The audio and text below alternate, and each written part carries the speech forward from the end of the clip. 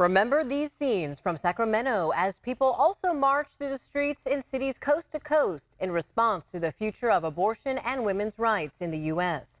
Tomorrow marks 1 year since the U.S. Supreme Court decision to overturn Roe v. Wade federal abortion protections. As of today, more than a dozen states have established near or total abortion bans.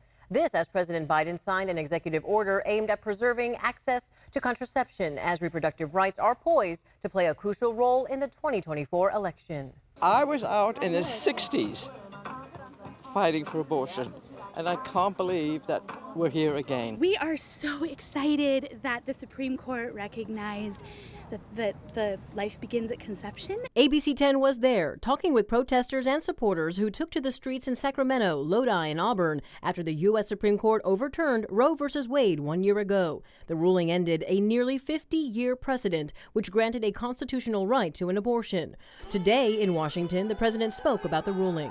Americans would not stand by and let the court take away the right that's so fundamental.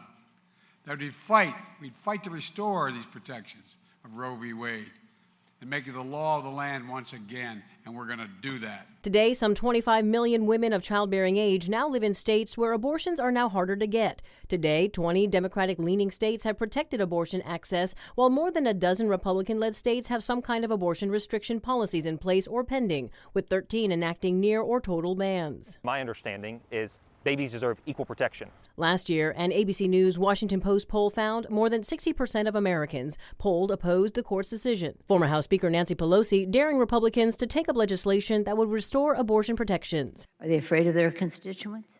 They're going to have a lot more to fear in the next election. Across the aisle, former Vice President and current Republican presidential candidate Mike Pence doubling down. Every Republican candidate for president should support a ban on abortion before 15 weeks. This weekend, Vice President Kamala Harris is set to observe 1 year since the Supreme Court's abortion decision with a major speech on reproductive rights in North Carolina. Abortion is protected here in California. In the November election, voters overwhelmingly passed Proposition 1, which amended the state constitution to explicitly protect the right to abortion.